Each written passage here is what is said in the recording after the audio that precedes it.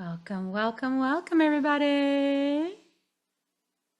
We are so excited to be here with you for September's Soul Nectar Tribe gathering.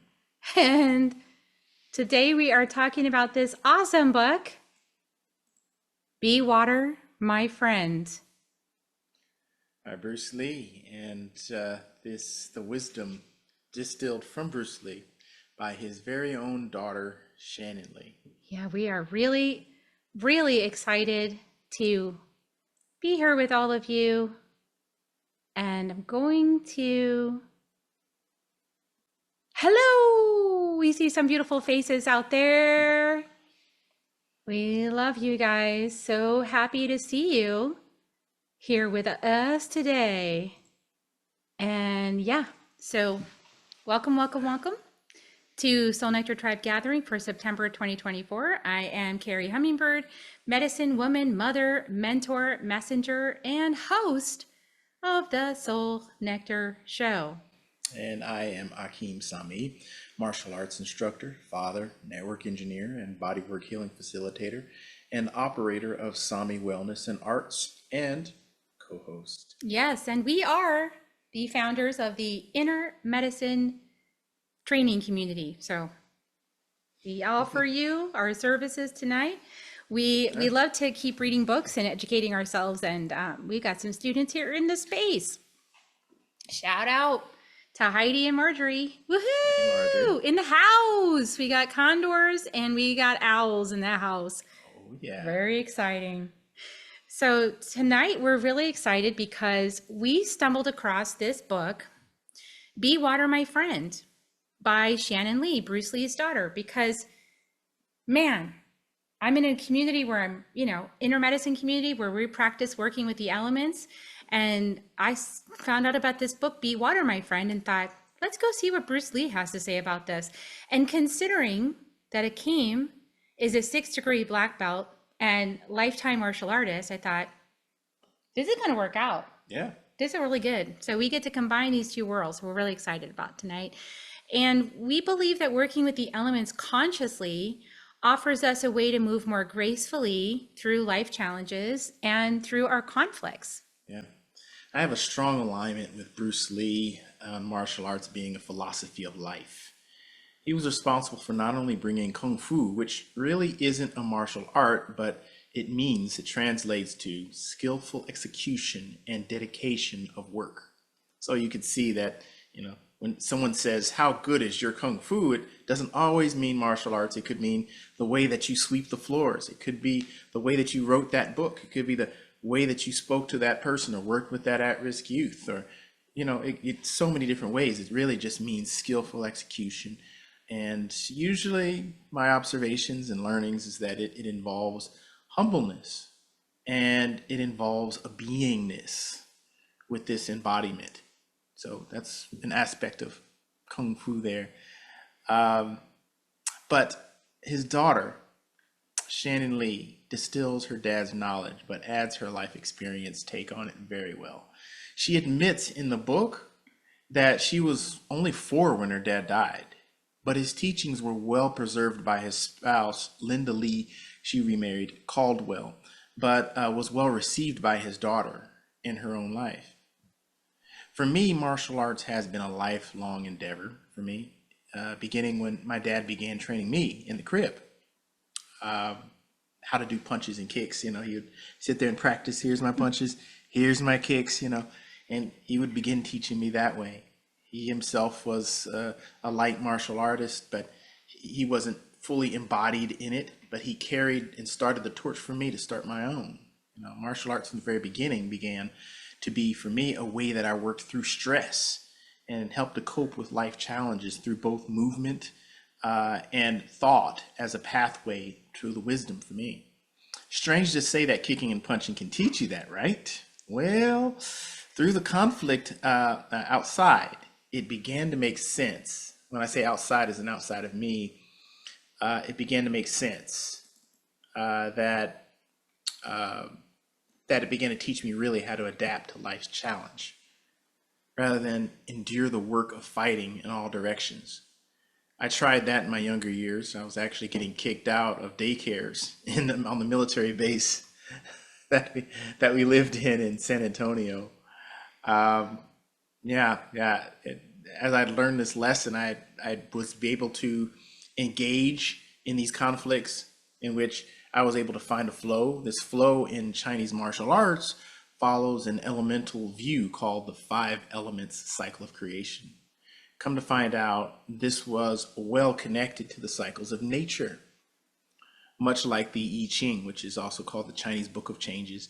And as everyone that's here at this time, or most everyone, is familiar with gene keys, well, that's the big piece of wisdom that the gene keys pulls from. It pulls from the Book of Changes, which is the I Ching, or some will label it the I Ching, but it's pronounced I Ching.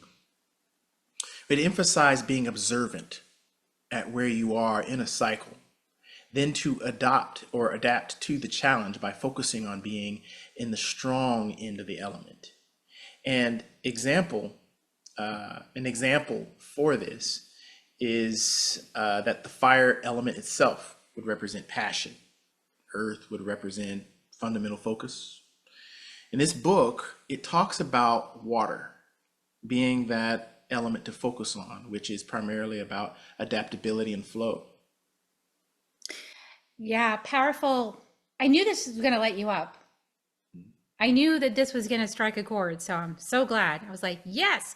Yeah. And just a side note, before we dive into the book, later on in the gathering, we're going to share with you our upcoming live series, which is called Embodying the Elements, in which we will guide you in weekly shamanic experiences of the five elements.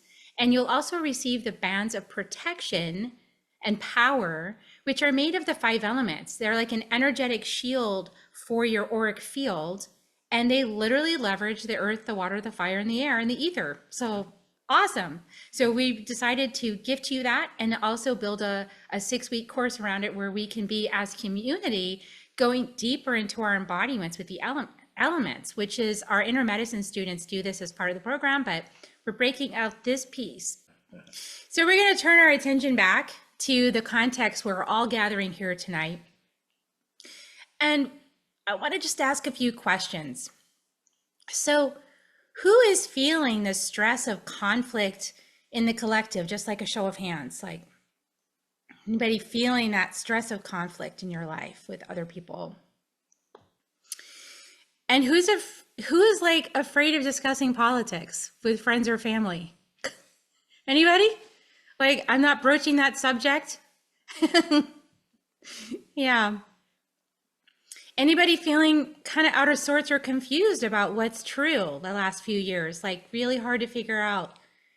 Yeah, like what's true out there, right? Especially right around COVID, it started being this big question of what's real and what's not. What's real and what's not. Really passionate responses either way. And anybody wish that this whole thing was just over already? This whole political season, like, just be done? Like, let's just have it be done. Yeah. I see that looks like Deidre has raised her hand. Yeah. Have you raised hands to this question, or did you have raised your hand? I think she was raising her hand to say yes. Oh, okay. Yeah. So when we face conflict as humans, up until now, we often experience some aggressive assertion of opinions that tend to clash and lead to further separation. And through this process, I noticed that people, including myself in the past, tend to entrench in our perspectives, often like we are in some kind of physical fight to win conflict. You know, I don't know if anybody's experienced that, but that's kind of like, you know, the environment. And so that's why this analogy of martial arts is really effective for this topic. And, you know, one of the best martial artists of our times is Bruce Lee. And so Bruce Lee is known to have said, quote, "It's not about strength or power. You got to be fluid. You have to be like water." Powerful statement. And also known for saying, "Be like water, making its way through cracks. Do not be assertive, but adjust to the object, and you should find a way around or through it." Yeah, I'd say in my experience that assertiveness presupposes that you have a plan to accomplish something with projection of how it's going to be or go all the way through the process. I heard it once said, the best laid plans, right? But really, how often do things go our way, like how we saw it happening, or say how we've planned a vacation trip just to have the conditions themselves change, thus changes the whole vacation itself, right? Yeah. So, I mean, if we're really stuck on something, if we're really fixed in position and we are insisting that things go the way we think they should go, then what happens is that we're kind of forcing our will. But what if we stopped doing that and we decided to become water?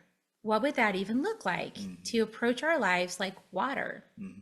And so another quote that really resonated for me was, quote, "Do not be tense, but ready, not thinking, but not dreaming, not being set, but flexible. It is being wholly and quietly alive, aware and alert, ready for whatever may come." And so it seems like the less fixed we are in our expectations and perspectives, the more agile we can be as we meet the context of the moment with our presence. And Shannon Lee has a really great quote in the book. It says, "As it turns out, martial arts is a perfect metaphor for life. There are a few disciplines where the stakes are so personal and so high as in a fight. Proficiency in martial arts is the practice of keeping centered and skillfully responsive under the direst of circumstances, the threat of physical harm. When you have mastery in combat, you not only meet a fight with composure and skill, you become an artist of movement, expressing yourself powerfully in the immediate, unfolding present with absolute freedom and certainty. And when your personal safety or life is on the line, to remain alert, mobile, and skillful is an immense feat of self-mastery." Yep. Right, right. One of my favorite things Shannon says is no martial arts is necessary to distill this knowledge, as you're saying. I mean, it's applicable to any and everyone. But since I'm a martial artist, I'll share a memory of an actual match that I was participated in.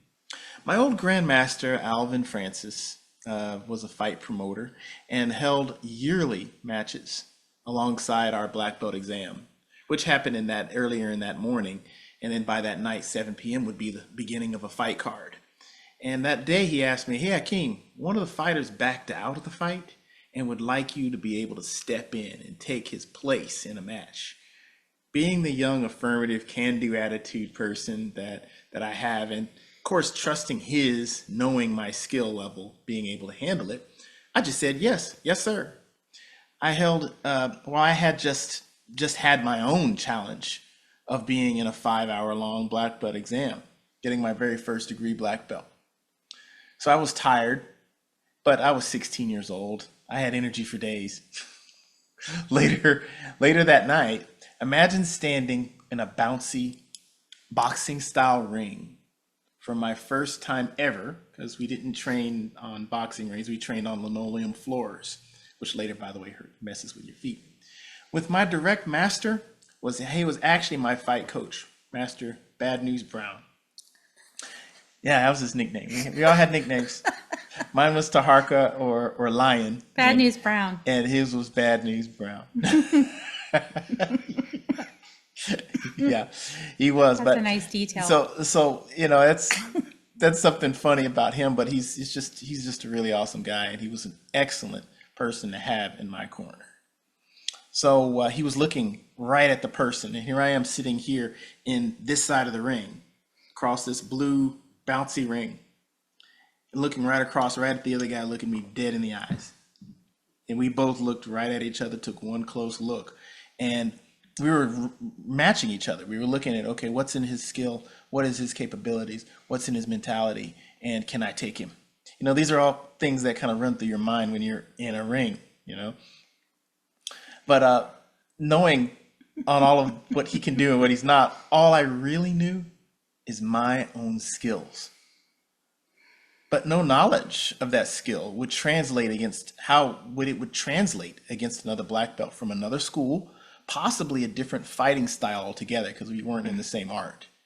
I had to embrace my adaptability, even though I could have been knocked out because that was allowed, kicked, punched, you know, I could have been knocked out. I had to have faith that I'll get through it intact. To what was needed here, I'll reference what Bruce Lee's teacher, the legendary Ip Man, said. Ip Man says, never assert yourself against nature. Swing with nature instead.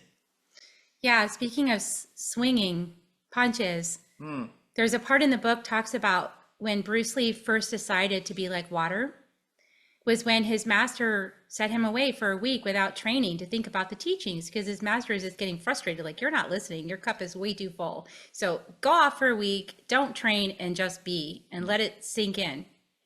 This, of course, really frustrated Bruce Lee, who wanted to be training like every single day. And so he decided to take a boat out.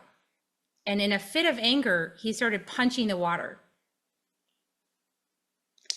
Pretty quick, he realized this is interesting. I'm punching the water, but it's not doing anything. And so he actually had an epiphany, and the epiphany was this, and this is a quote: "Had not this water just now illustrated to me the principle of Kung Fu? I struck it, but it did not suffer hurt. Again, I struck it with all my might, yet it was not wounded.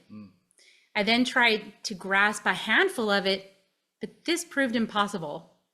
This water, the softest substance in the world, which could be contained in the smallest jar, only seemed weak. But in reality, it could penetrate the hardest substances in the world. That was it. I wanted to be like the nature of water." And so when we are fluid, the punches don't land. When we are fixed and attached, they sure do. Yeah, that's very true. So that even brings me thinking about Muhammad Ali. I don't know if anyone here is familiar with the great Muhammad Ali. You know, he had this saying, especially when he beat Sonny Liston to become champion. He says, "Float like a butterfly, sting like a bee." So if he floats like a butterfly, he was able to avoid a lot of the traffic, a lot of the hits. So Sonny Liston was bigger and heavier and burlier than he was, but he couldn't get his shots in edgewise. And the few that he did get, Ali knew how to handle it. He was able to sidestep some of the impact of the blow. So even though Sonny Liston was a knockout artist, I mean, he was an amazing, I'd watched a documentary on how amazing a fighter Sonny Liston was. He would knock people out. And he couldn't do that with this younger, thinner, mouthier, in his words, loudmouth, Muhammad Ali, you know. So it just goes to show you, if you're elusive and evasive, yet focused and capable and ready and looking for the opportunity, you can find the opportunity. You can move through it. So, you know, the other thing that I think is the soft yet strong conversation. That's so powerful. It's natural, yet directed, detached, yet powerful. And above all, as Shannon Lee says, essential to life. So beautifully true. So true. Yeah. I also love this quote by Shannon Lee. She says, "At its essence, water flows. It finds its way around or even through obstacles. My father would call this having no limitations. Water is present to its circumstances and surroundings, and therefore ready to move in any direction that allows its passage. That openness and pliability means it is in a constant state of readiness, but a natural readiness because it is simply being wholly itself. To be like water, then, is to realize your most whole, natural, and actualized self, where you are living as much as possible in the slipstream of life as you forge your own path forward." And she says, this is the way of water, to be unstoppable. So how can we be unstoppable like water? Yeah. I mean, it just thinking about it, and you said this earlier, it can't be grabbed by hands, yet can destroy mountains. The mentality that it takes to see nature as your ally and to learn from it so that you can see how to benefit from it. There's so much. So much. It's small, but it's big because it asks you to be, and you mentioned this earlier, present, available. And if you're available and open, you're paying attention, you're feeling the nuances, you're feeling the details, you're feeling as the changes are happening, and you're not being moved by them. This is the part that kind of shows up in the politics. When someone says something like, "Oh, I don't believe in that. And that's crap. What's wrong with you? You're not distracted by someone giving you the you don't know what," and the extra context that is meant to be a debate tactic to take you off of your focus. But if you keep your focus, there's this stillness that you can hold even going into the conversation. And it's not an easy thing to come into. It's really not, but we have some pointers, and these pointers are from chapter 1. So literally, you guys, like tonight we're talking about chapter 1. Like that's how amazing this book is. Literally chapter 1. So we're going to cover the main principles that Shannon lays out in chapter 1, Be Like Water. And the first principle is to be aware. And the key element here is awareness and full presence to the internal and external experiences. So aware of yourself, aware of the context, not making assumptions, practicing detachment, discernment, and staying present with curiosity.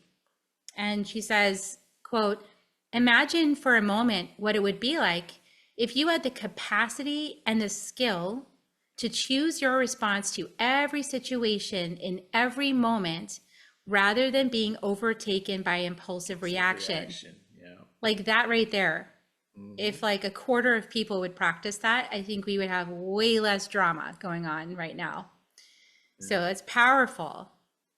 And then the second thing she was asking, which I loved, I wanted to pull out, was what would it feel like to have the perfect response that reflected exactly who you are in every situation without taking it on and being personally affronted by it? Like that would be really powerful, right? And I love these insights for how to be like water that Shannon Lee offers. Great for anyone who struggles with trying to control things to produce perfect outcomes. Anybody here a perfectionist trying to control to produce perfect outcomes? Like anybody? Yeah. So yeah, Deirdre. So I love this because she actually, this is a great quote, and I've experienced something similar in my own life. But Shannon Lee says, "I gave the future of the project that she was working on to the universe, and I said, show me the way. And like water, I began to follow the course of this new unfolding rather than trying to build 1,000 dams to enforce the direction of the stream." Anybody else love that? Like trying to build 1,000, anybody else trying to build 1,000 dams? Like, it's like, no, I want it to go like this. Stop going like that. Yeah, I'm going like this. And then it won't go that way. And it's just like, stop it, water. So like getting aligned with water could be a really powerful thing. Yeah. Well, another aspect, and I mentioned, hinted at this before, is the quality of water to be completely present with its circumstances. So this is kind of that same feeling. Ever had a bull in a china shop before? Just walks in and breaks everything in direction.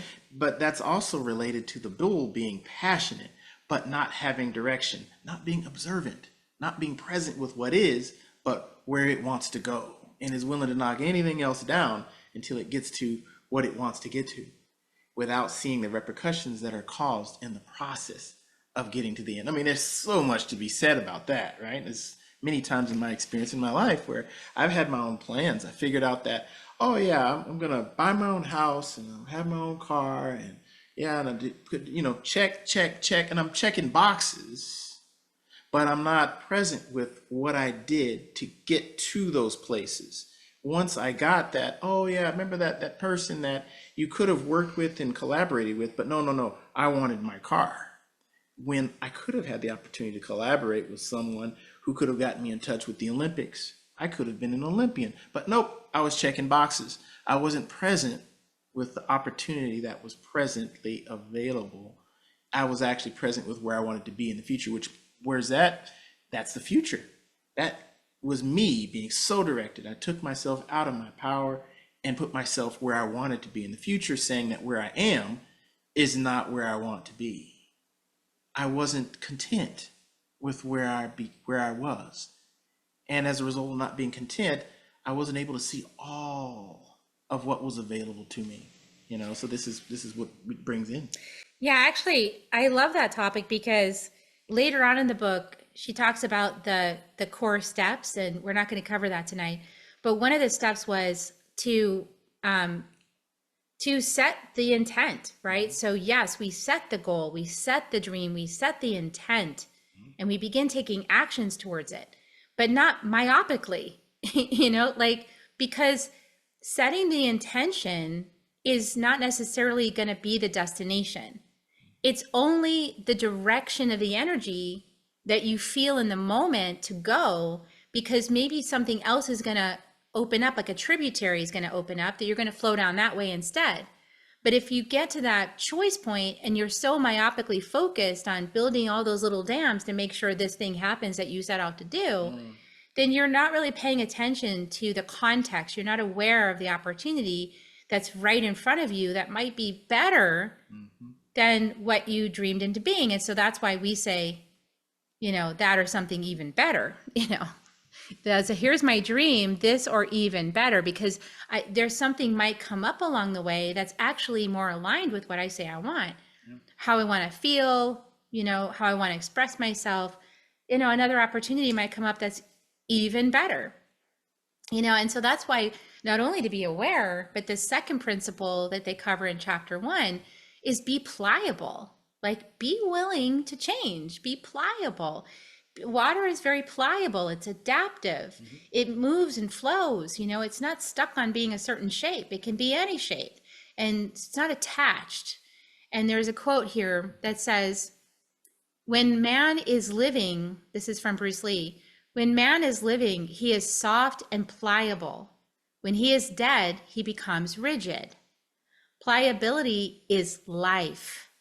Rigidity is death. Whether we are speaking of the body, the mind, or the spirit. So be pliable. And Shannon Lee says one of the simplest and most easily grasped lessons of water is pliability. Throw a rock in a stream and the stream adapts to make space for the rock. And so to be like water is to adapt in your response to your environment and your opponent. In other words, is to be pliable. And so many of us resist pliability because we want to be right. We have an addiction to being right, to having our perspective be the only correct perspective. But when you have 8 billion perspectives and everybody thinks their perspective is right, it creates a lot of conflict. And, so what if we would be able to be more adaptable and more open? And so, I think you have an experience that you want to share about that. I do. It's actually my last big fight, because we're talking martial arts, right? So of course I can go into that. All of you are interested to hear it, hopefully. So I was 23 years old. This was another one of the year matches that my grandmaster was putting on as a promoter. And I was told in advance that, we have a little bit of context about the guy you're going to go up against. Just a little bit. He's an ex-Golden Gloves boxing champion. Okay. When I was like, okay, well, how do I adjust with that? Because I'll give you a little back history. Kickboxing was more so aligned with what I was using. Kickboxing is a mixture of punching, or a mixture of boxing and martial arts kicking. So it's a mixture of a couple of things. So being in this understanding that, okay, for one, I need to take myself to the next level, because this person was really, really good at boxing. Typically, the people really, really good at boxing were really good knockout artists against kickboxers. So I was thinking to myself, okay, well, I'm going to take this challenge. How do I take it to my next level? So I met the challenge with my willingness to be pliable and aware. And there's, you also hear stories about this, champions, including Mike Tyson, who didn't adapt to the challenge coming up, didn't take it seriously, didn't make the preparation, and they got knocked out. Supposedly unknockoutable, they got knocked out or knocked down or lost their fight. So I didn't want to be in that camp. So what I did was first start with visualizing, being in view of what I wanted to accomplish. That included my visualization of where I wanted to be, but willingness to know that I don't know everything about this person. He's just a Golden Gloves champion, which means there's certain strategies he's going to apply to get the win on me. That was all I knew. That was all I knew. From a fight perspective, it's not enough information. It's just enough to know, be ready. So I actually began visualizations. I began affirmations. And I actually had a sound CD that I listened to every night. Yeah, exactly, Tara. Yeah, I mean, it was unbelievable. Mike Tyson getting knocked out. That just couldn't happen. I mean, it's just, yeah. Anyway, but yeah, so I actually had like a sound CD of me, a recording of me actually making a statement of not only what I wanted to get, but how I felt on the inside participating in this fight. What it felt like when I would throw my punches, what it felt like training for the fight. Because, you know, the training, come to find out, usually is harder than the actual competition or fight that you're in. Because it's longer, it's going on for weeks, if not months. And you have to find something within you that keeps going and not feel like, I want to go have some Oreos and watch a few movies and have some pizza. You have to be visual, focused, pliable, aware, and put those other things that get in your way down. So you're seeing where within yourself, knowing myself, that I don't perform well with pizza and lots of Oreos in my system if I've got a fight coming up. So you put those things down. Okay. This is very hard for him, by the Oh, way. I have a nickname, you know, int'l, as in son, sweet tooth Sami. So Yeah, that's my nickname. I his like nickname. I like sweets. And I have to be careful with that. And I also have to be cognizant for the challenge. So here I am with this challenge. I started visualizations. I had a sound CD that I had on at night, every night going to sleep. I'd have it on repeat. It would just play all night long. I'd wake up and I'd start training. Meanwhile, I had jobs to do. I was a network analyst already. I was in teleservices, so I had other works to do. It wasn't all I ate, slept, and breathed. I had to be able to adapt my life to being prepared for the fight while still participating in my martial arts classes, while still putting food on the table for myself, you know, and helping out with what I was creating at that time. I was newly in my own space. So there's a lot of pieces that were a puzzle. So now fast forward a little bit further, I would piece by piece strategize who I was going to work with. So my mind is thinking about it. And I'm like, okay, well, I want to spar up against that person. That person is going to make me better. That person's going to push me in another way, which will help get me ready for a boxer. So I'm going to go spar boxers. Okay. I actually went to a boxing gym, and this is a complete different, this is a sea change in some ways from being in a martial arts gym with people from age 5 to 70 to everyone is in their 20s, and there's this go, go, go energy. Everyone's hot and sweaty. You can smell the mustiness in there. You know, it's the things that really kind of get you going. It's like, yeah, and there's this rocky spirit energy that they keep in it, with a boxing coach that was constantly saying to us, let us feed on each other's fire. So I let myself feed the fire of my intent and my will, and I brought in those affirmations. I combined everything that I did into every part of the endeavor. Bruce Lee also teaches this as well, even in application of a fight. He tells you to put all of your resources and all of your movements and motions into supporting the one hand that's going to, or the foot that's going out to meet the person. So it taught full committal. Once you figure it out, you're listening, you're paying attention, and then you commit at just those right moments. And you make experiments to figure out what works and what doesn't work. So here I was in this point of several months of training for this. Here I was in the match now. Now here I am with my mindset, and the guy's 30 pounds heavier than I am. from a boxing perspective, this guy is 3 weight classes heavier than me. So I'm like, oh, well, this was a surprise. I spent all these weeks and months preparing for this guy, and nobody told me how much he weighed. I knew I weighed 155 pounds and he weighed 180 pounds. So I'm like, oh, okay, this guy's a light heavyweight. Okay, well, we're about the same height. We can make this work. So, okay, so let's practice. Let's play in this. Let's go into this a little deeper. I didn't let that push me out of my game. We locked eyes. We tried the intimidation stares and the focus.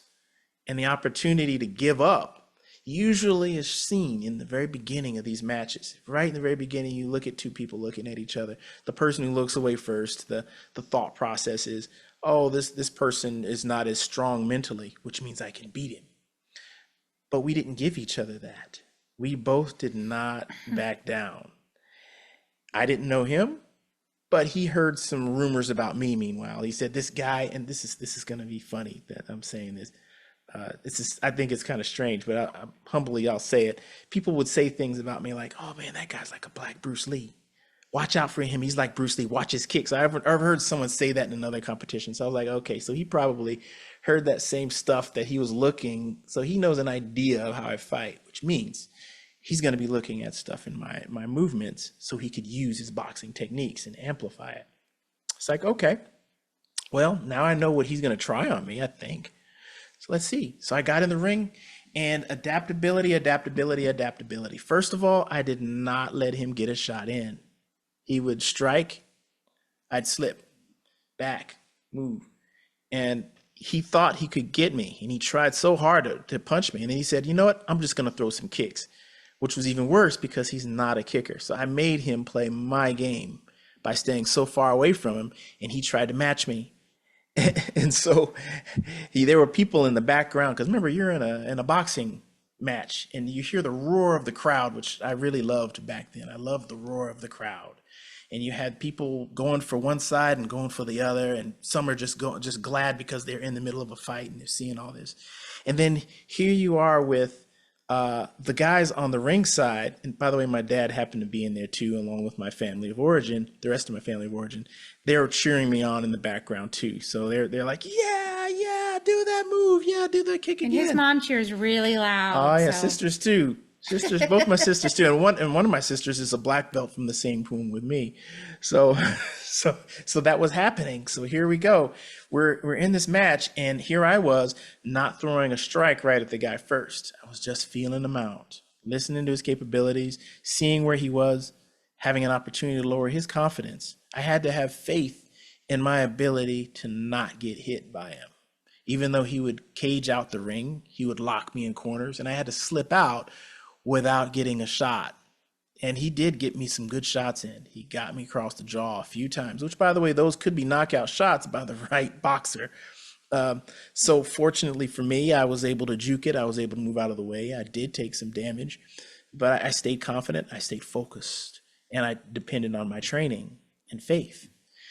So there were people in the back saying, oh, this guy's running away. He's not a real fighter. He's running away. He's running away. Well, man, this is terrible. This is bad. He's running. And then this is something funny that I've seen even boxers like Sugar Ray Leonard pull. They move away, and then by later on that round, I switched over into offense.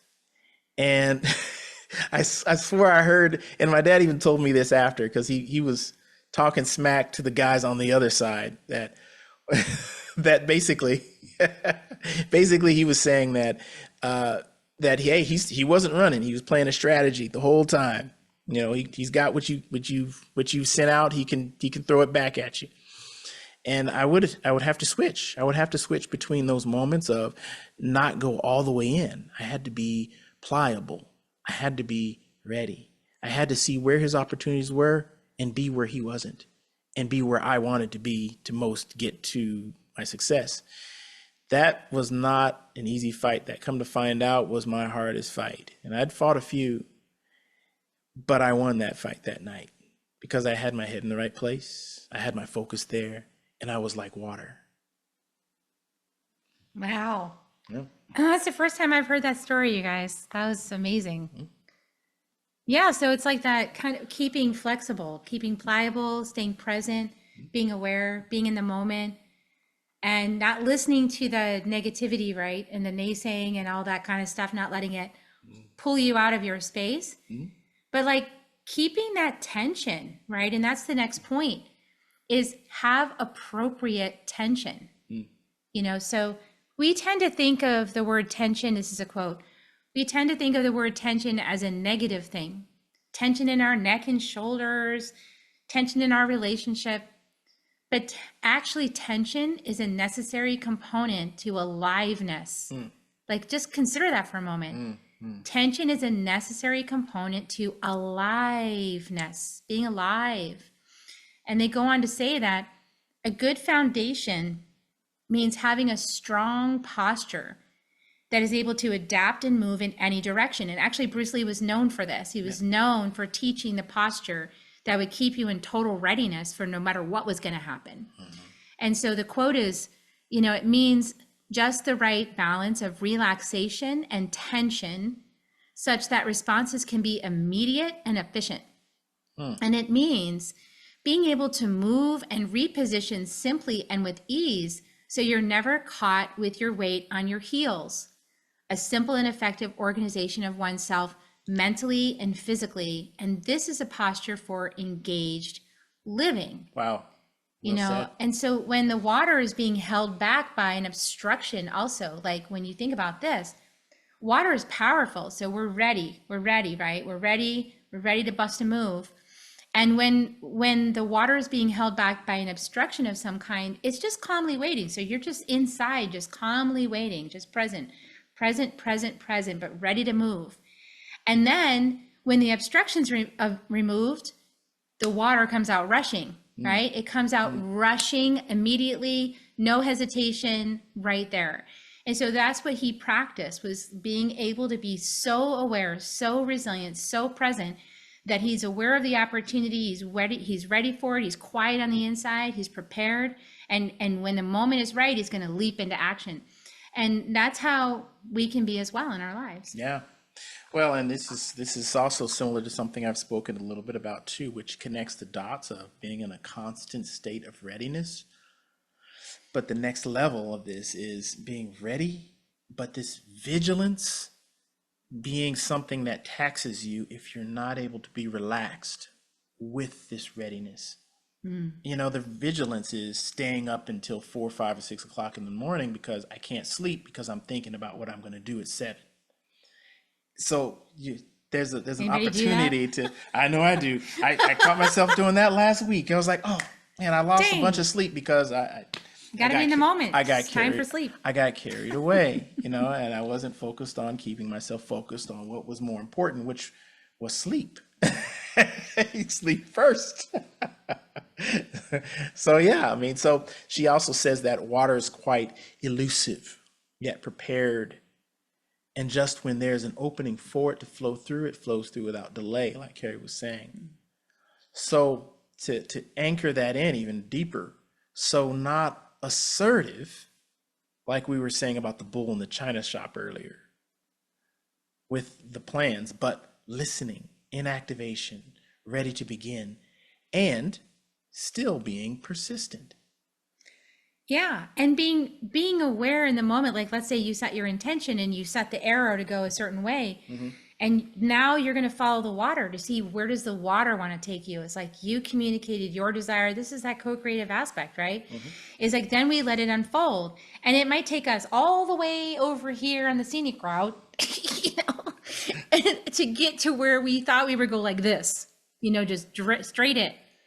But that's not what we often get, is it? Like, we usually get the roundabout version. You're talking about me, over aren't here you? and over there and over the hills and everywhere and over here and there, and we get to explore, you know, all the aspects before it finally manifests. And I'm a manifester, so I like the straight line. Yeah. So that often has been a point of my own relaxation with this water energy, is to like, okay, it is purposeful.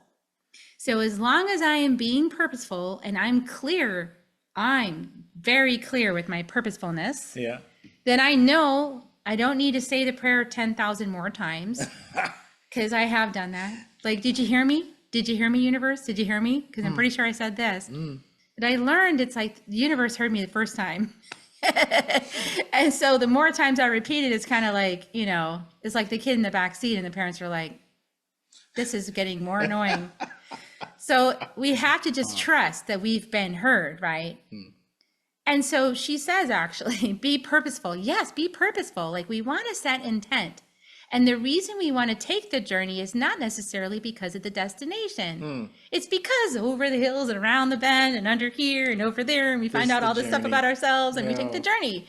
And the setting the purpose is simply to allow us to take the journey. That's the whole point of it. If you set a goal or an objective, the whole point of that is to get you outside your box so that you're stretching beyond your comfort zone. And so you'll start, you know, get out of your house and start meeting some new people and creating some new dreams and figure out about yourself. And so like it might take a while to get to your dream.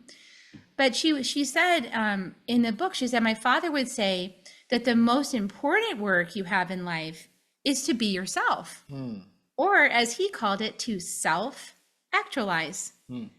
To self-actualize is to raise your human vibration, reach for your greatest potential, and express it outwardly as you move through life at the highest level possible, whatever that might be. Where you choose to express it in your hobbies, in your work, in your relationships, is just the vehicle through which you shine your light. And so think about that. Think about how water is water. It doesn't try to be anything else. To be like water is to be engaged in the process of discovering and then embodying our most real and true selves. I love those words from the book. Yeah. Yeah. Well, and as life happens, though, it doesn't matter what's really thrown at you if you can be in that state. I mean, through this process, we're looking at just one element. One element. This is one element. Water. We could go on like about a dozen more calls. Well, you already just about this book. And this is just look. If you just lived your life with just one of these, and this is what Bruce Lee chose to do with his life. Water. He only had 32 years, mind me, but in his goals, he chose to be like water to attain two main goals. One, he wanted to make $15 million in 1973 year time. Come to find out, that's $70 million in modern day. We wish he lived longer. And his second thing was he wanted to propagate Chinese martial arts, labeled Kung Fu, throughout the United States. Because in the era that he was in, you'd only heard about judo, and starting from the 50s, you heard about judo. And then after that, you heard about different forms of karate, like Shotokan. And that I happen to be a black belt in one of those. It's a mixture of Shotokan. So yeah, those were the main things that people had to look at. And then Kung Fu came into the scene. And that's one of the two things that he wanted to do. And he passed away at a young 32, but everything that he did, because he was so focused and his documentation was so excellent and diligence, which we'll go into, in our later to talk about how he got to that place to create so much, even in the wake of his own life. Yeah, we're gonna have another month on this in Soul Nectar Tribe because this book is just so jam-packed. Yeah. There's no way we could do it in 1 month. It's worthy of another month's exploration. So next month we're going to talk about the action steps, like how you actually, their process for creating that Bruce Lee had, because it's really powerful. We'll talk about that next month. Yeah, well, and also with this just one element, I mean, if you just focused even just on water like he did, you'll already be in alignment with nature. Thus, you're going to be more supported in this process that we talked about that have been happening since. It's basically connecting yourself with the processes that's been happening since the very beginning of this planet. That's powerful. And the last principle is be whole. Be whole. Like water is gentle yet powerful. This is a quote. Soft yet strong. Flowing yet deep. And so it is with life. Life can be joyful and sad, beautiful and ugly, exciting and terrifying. And yet these are the extremes of the whole experience. So if we resist one half of the experience, we may never reach the heights of its rewards or the contentment of its balance. It's really, really, really powerful to realize the shadows are just as important as the light, my dear light workers. Well said. The shadows bring us to said. depth. They bring us to wholeness in our hearts. You cannot experience true joy without deep sorrow. I promise you that. Yeah. This deep sorrow, it like carves out your heart. It carves this space in your heart. And then the seeds of joy can grow inside that really deep space that it creates.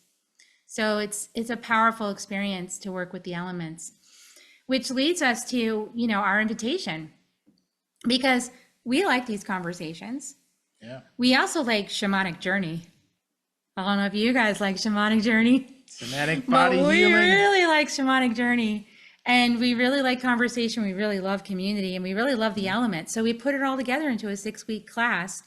That's a live series with us. Yep. And that's interactive. So like this is, we're recording this for the podcast. So this is like less interactive, but the class is super interactive. So it's like all on Zoom, and we're all seeing like the Brady Bunch squares, and everyone's saying hello.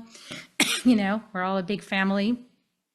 And the indigenous people say that the elements are our oldest ancestors on Mother Earth. The fire, the air, the water, the earth, the ether. And so those are the ones we're focusing on, because by embodying these elements, we step deeper into our personal power, as well as our relationship with the fundamental aspects of all of creation in the manifest world. So embodying the elements enhances our ability to live in harmony with all of our relations. And in this 6-week live series, we'll receive the elemental protection actually in our energy body with the bands of power and protection from the Moon Eye Key. So students of the inner medicine training, they receive this as part of level 1 training, but we're going to do that also as part of this 6-week series. We'll be gifting everybody the energetic embodiment of the bands of protection and power from the Moon Eye Key. And they're really cool. They're like a snakeskin suit of the elements. It's just kind of really cool how sleek it can be and closed into your body, or like totally put out into a big sphere. So you could make it like a huge sphere with like a mirror on the outside, so everything that somebody tries to project at you is just like, hi, that's you. And it doesn't get in, which is nice, because it's not about you, it's about them. They're just seeing what they think they see. So we think this is awesome. I personally have enjoyed my bands of protection. And so we're going to give people that. And then we thought, well, if we're going to give people the bands of protection, like each week, let's go deeper into the elements. So we start with the earth element, because that's the bottom band. And we move up to the water, and then into the fire, and then into the air for our throat chakra, and then into the ether. So we're really excited about our ingenious creation. So we want to invite you guys to it, to enjoy that and to be part of it. And so we're going to start on September 25th. And I'm going to put a link in here so you guys can, and if you're watching this back on YouTube or, someplace else, I don't know where else you would be, but if you're watching this back, you can find it in the show notes. And we'll put it in the chat, and you guys can check it out and see if it fits for you, see if you like it, see if you're like, yeah, I kind of like this conversation. In the series, you'll have a lot more chance to share with your own voice. With this broadcast, we're doing something for the podcast as well as serving the community. So it's a little less interactive, but the live series are super interactive. You get to share. We love to hear your voice, and we love to share with you. And we also have a Telegram chat, so you'll get to share in the Telegram chat. So if that sounds interesting to you, there are actually links on the page that I just shared to offer reciprocity, and that's how you sign up for the class.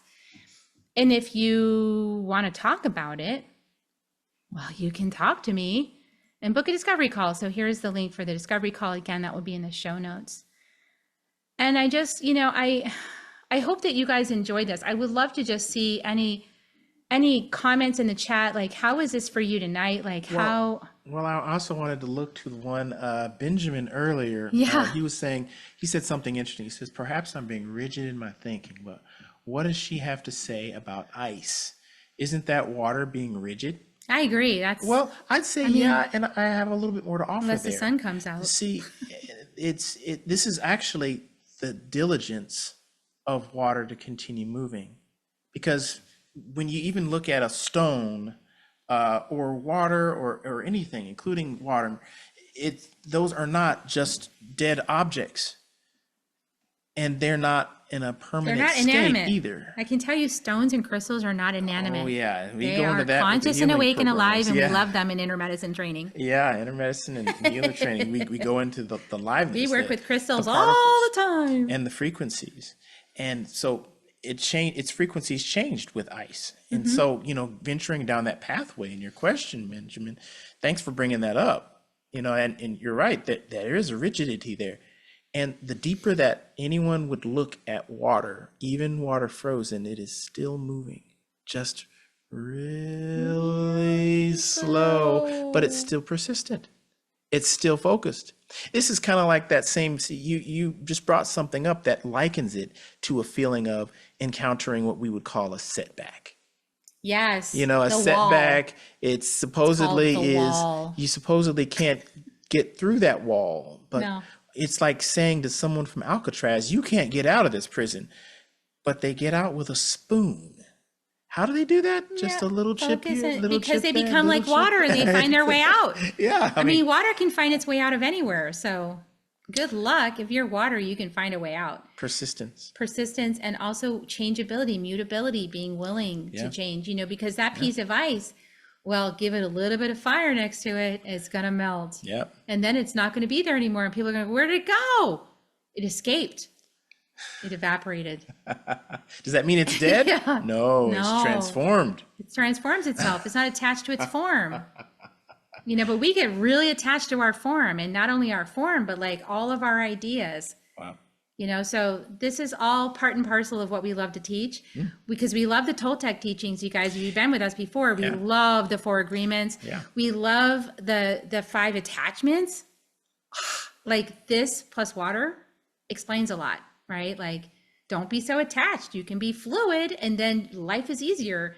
You're not going to hit, that punch isn't going to actually hit you, because you're not attached. Yeah. Yeah. Well, It's I like what Tara said. She said, "Sweet Honey and the Rock" have a song about drops of water wearing away the rock. That's right. And I keep also hearing in a likeness to this term. It might seem kind of religious, but they say, "Have the faith of a mustard seed, and it moves mountains." This sounds so much like that same energy of water. It's faithful, it's persistent, and it's consistent, and it's focused. Just a little bit here, a little bit there. Next thing you know, you've made a stream. Yeah, it's powerful. And so this is our opportunity. And we're really excited make to a see what stream. this is our first time doing this class, so we're not really sure what's going to come up, but we're really excited to find out. And I do a lot of channeling, so messages are going to be coming in, and we're really excited about breaking it down into practices too. You just mentioned strategies. We're actually going to be in this series. We're going to have a part that is share time, so everybody gets to share at the beginning of the call and get to hear your experiments and how they worked out over the week, because we're going to give you practices and rituals to do when we're away from each other. And then you can come back and you can share them on our private Telegram chat, or you can come and share them in class and be live with us. And then, we'll all learn from each other's experiences, which I love too, because I love community. And then the last thing is that we'll give you guys some information from Akeem's martial arts training about the element, because he's got a lot of time working with these elements. Well, and not just martial arts, but also my energy healing work. Yeah, so we in both my do energy, shamanic healing. Yeah, well, shamanic healing. I also am what they call a pranic healing practitioner, as well as a shamanic healing practitioner, and I'm a massage therapist. So that's also multifaceted. So this is going into the same conversation. We're combining our gifts. Wellness. This is going right into the wellness conversation. So I look forward to our next one. So we are going to be talking about this again. So we're going to talk about this book again at the next Soul Nectar Tribe gathering, which we're going to set the date for, and it's going to be early October. Yeah. In the meantime, please don't delay. If you're interested in joining us in a small, intimate group, and bring your friends and have weekly conversation with us. Yeah, join the program. It's going to be fun. And in the same conversation, be ready for the introduction of the 6 poisons that Shannon Lee talks about on our call next month. Join us on our call next month. Join us next month. We'll go into join looking us in at the series. 6 poisons and more. Yeah, and book a discovery call if you want to talk with us about it. And I forgot to say, we're also going to do shamanic journey and healing each week too. So I wanted to This throw is a that part in of there that. in the mix. We're making a despacho, like a soup. Like we're throwing it all in. We're throwing all of our prayers in. And we look forward to seeing you guys in all the ways I see you. I would love to just have one word out. How was today for you? How was this call for you? How do you feel right now? What's one thing you're taking away that's like feeling good? Just love to hear from you before we go. Anything you want to write for us or speak out loud?